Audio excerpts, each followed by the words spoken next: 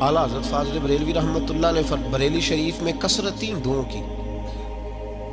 लोगों ने कहा हुजूर गाय की कुर्बानी ना करें तो बेहतर है, हिंदू बिगड़ जाएंगे। फरमाया यही तो मौका मिला है इस्लाम की सदाकत पर अमल करने का, यहाँ तो हक बयान करना बड़ा जरूरी है। फरमाया यही तो वक्त है।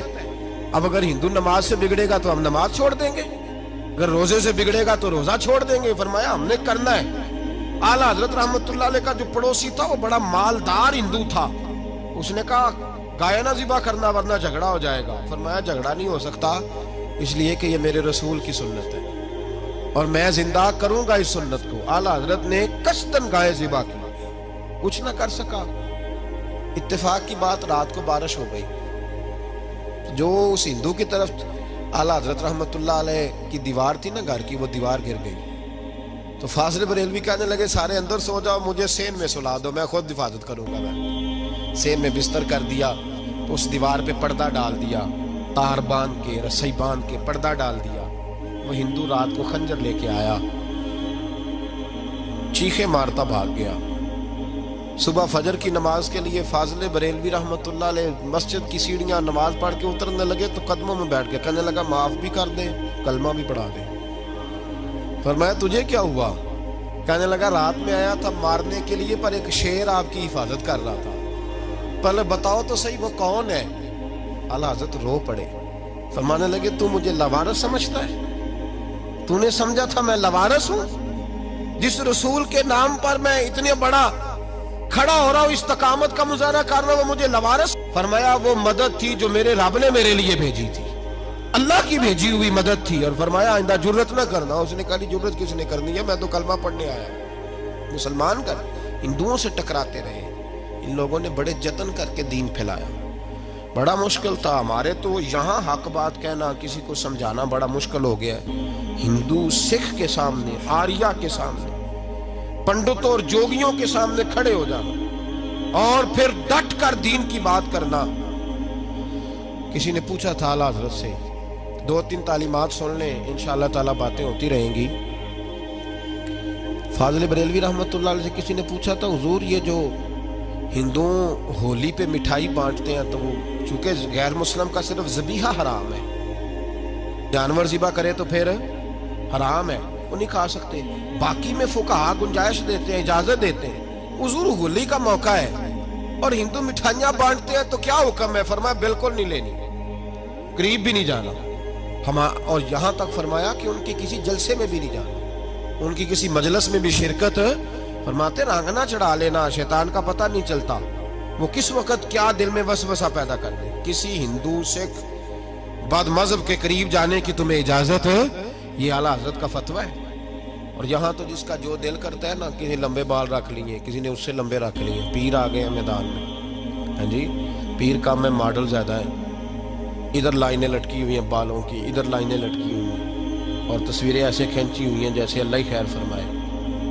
तो काजी इसकी करामत क्या है? कहते हैं दाम बड़ा चंगा कर दे।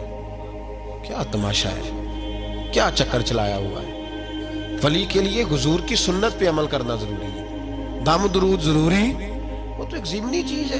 किस चीज को दीन बना लिया लोगों ने? मेरे नबी पाक अलैहिस्सलातु सलाम की जुल्फें, हुजूर की जुल्फें, हुजूर ने जुल्फें रखी हैं, कभी आधे कान तक होती थी, कभी पूरे कान तक, कभी कंधों तक। मर्द के लिए कंधों, ये मसला याद रखना, कंधों से नीचे मर्द के लिए जुल्फें रखना हराम है, हराम। तो जो हराम फेल करे, पीर होने के काबिल है और एलानिया करे, बगैर किसी मजबूरी के करे। आला हज़रत रहमतुल्लाह ताला अलैह के पास एक शख्स आया, उसने लंबे बाल रखे हुए थे, तो आला हज़रत ने फरमाया कटवाओ, मर्द को जायज नहीं। और नबी पाक सल्लल्लाहु अलैहि वसल्लम ने लानत फरमाई है उस मर्द पर जो औरतों जैसी शक्ल बनाए, उस औरत पर जो मर्दों जैसी शक्ल बनाए, कटवाओ। तो वो कहने लगा हुजूर वो हमारे एक पीर साहब है, उन्होंने भी रखे हुए हैं, उनके भी बाल लंबे। तो ये बरेली के इमाम हैं जिनके अंदर ताकत है हक बयान करने की। आला हज़रत फरमाने लगे शरीयत रसूल पाक की चलेगी, तेरे पीर की नहीं चलेगी। शरीयत नबी पाक की चलेगी, तेरे पीर साहब की शरीयत। तेरा पीर कोई गलत काम करता है तो इसका मतलब दीन बन जाएगा? फरमाया कोई इजाजत नहीं, ڈٹ کر کے مقابلہ. اور ایک بندے نے چوٹی رکھی ہوئی تھی یہاں بالوں پہ نا، تھوڑے سے بال چھوڑے ہوئے. آپ نے کہا یہ کیا ہے؟ کہنے لگا پیر کے نام کی رکھی. میں کٹوا، پیر کے نام کی رکھی ہوئی ہے. رسول پاک نے منع فرمایا تو تیرا پیر کون ہوتا ہے یہ بات کرنے؟ کوئی اجازت نہیں، کوئی گنجائش نہیں. ہر مقام ہر جگہ اعلیٰ حضرت رحمت اللہ تعالی علیہ.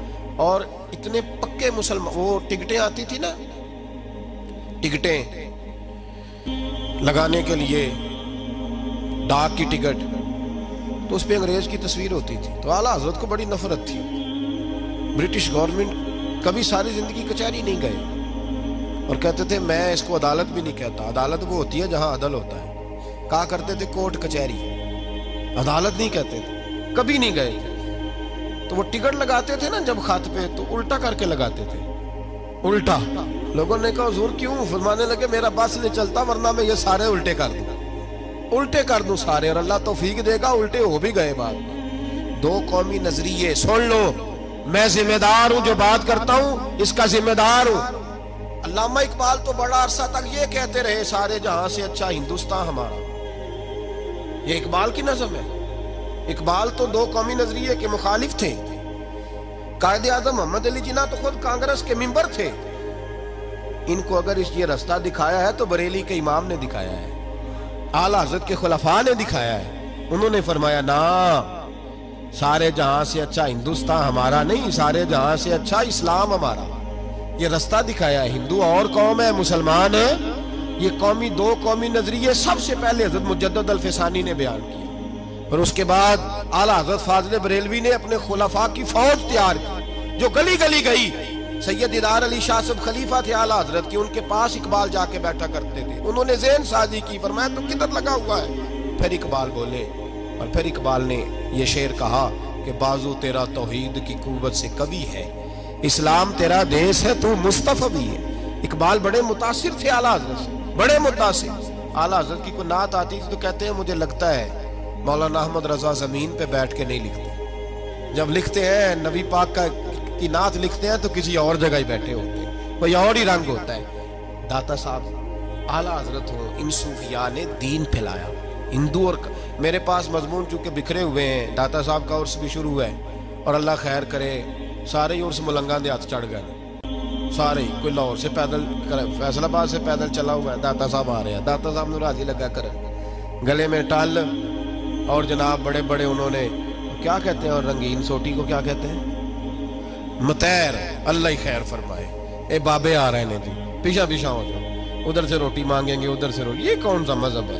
یہ داتا صاحب نے کس کتاب میں لکھا ہے؟ داتا صاحب رحمت اللہ تعالیٰ علیہ تو ساری زندگی سمجھاتے رہے، شریعت کا پیغام دیتے رہے. یہ کیا طریقہ تم نے اختیار کیا؟ کوئی پنڈی سے چلا ہوا ہے، یہ چلے ہوئے ملنگ، کوئی طریقہ نہیں. اور سارا قبضہ کر لیا لاہور سے، تو آج شاید گزرا بھی نہ جائے جو حال ہو گیا. یہ بالکل قطعاً کوئی گنجائش نہیں. لیکن اس کا یہ مطلب بھی نہیں کہ اگر کچھ بندے برے آ گئے ہیں تو عرس ہی برے ہو گئے، عرس ہی برے ہو گئے. ایسی کوئی بات نہیں. عرس کا لفظ تو حدیث پاک سے ملا ہے. نبی پاک صلی اللہ علیہ وسلم نے فرمایا، حضور علیہ السلام نے فرمایا، ترمذی میں موجود ہے، فرمایا جب کوئی مومن سوالوں کے صحیح جواب دیتا ہے نا فرشتوں کو، تو فرشتے کہتے ہیں نم کا نومت العروس، اس طرح سو جا جیسے پہلی رات کی دلہن سویا کرتی ہے. تو وہ جو عروس تھا اس سے لفظ عرس نکلا. اور چونکہ ہر سال اللہ کے رسول شہدائے احد کے مزاروں پہ جایا کرتے تھے، لہذا سال کے بعد عرس صوفیاء نے شروع کیا. عرس کا مطلب کیا تھا؟ عرس کا مطلب تھا تلاوت ہوگی، نعت ہوگی، نبی پاک کی سیرت بیان کی جائے گی، قرآن پاک پڑھا جائے گا، ختم شریف ہوگا، اصحال ثواب ہوگا. ان بزرگوں کی زندگی میں جو وہ تعلیمات دیتے تھے، جو مشن بیان کرتے تھے، اس مشن پر بات ہوگی. لوگوں نے تباہی کر دی ہے. بیچ میں ڈھول آ گیا، تپلا سرنگی آ گئی، اللہ جانے کیا کیا خرافات آ گئی. عورتیں سب سے زیادہ شریک ہوتی ہیں. ہم یہاں ہر سال عرس کرتے ہیں اعلیٰ حضرت فاضل بریلوی کا. مجھے کچھ لوگ کہنے لگے آپ کانفرنس نام رکھیں. میں نے کہا نہیں، نام بھی عرس ہی رکھنا ہے، عرس ہی. اور بتانا بھی ہے کہ اصل عرس ہوتا کیا ہے، ہوتا کس طرح. نام بھی یہی رکھنا ہے، نام بھی نہیں بدلنا، پر بتانا ہے کہ عرس کریں گے اور انشاءاللہ اس طرح کریں گے جس طرح اعلیٰ حضرت فاضل بریلوی نے ہمیں سمجھایا ہے.